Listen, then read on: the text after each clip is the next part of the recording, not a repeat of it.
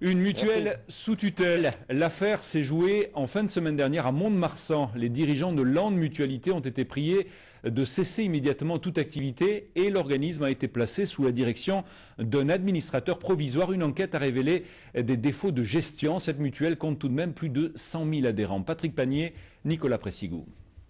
Depuis jeudi dernier, dirigeants et administrateurs de Landes Mutualité sont suspendus par la CAM, l'autorité de contrôle des assurances et des mutuelles. C'est la conséquence des pertes colossales de Vitavie, ex-mutuelle des étudiants, avec qui Landes Mutualité avait conclu une union technique de moyens à travers le groupe GVM, groupe Vitavie Mutualité.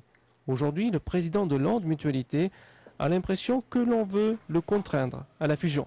Ce sont des objectifs que recherche la CAM, de faire des regroupements d'entités, des mutuelles. Il y a peut-être aujourd'hui en France beaucoup trop de petites mutuelles, bien que je viens dans une mutuelle, comme je vous dis et je vous ai dit tout à l'heure, qui a plus que doublé en 3 ans, en situation financière confortable, 37 millions de capitaux propres, donc il faut dire qu'elle est en situation confortable, en évolution permanente. Créée en 1935, Landes Mutualité compte aujourd'hui plus de 100 000 adhérents dans le Grand Sud-Ouest.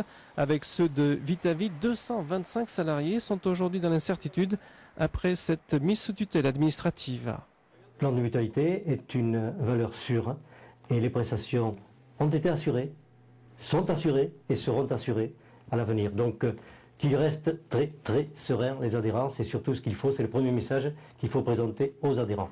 En fin d'après-midi, les dirigeants et administrateurs de Landes Mutualité, suspendus de leurs fonctions, ont indiqué, comme ils en ont le droit, qu'ils déposeront un recours devant le Conseil d'État.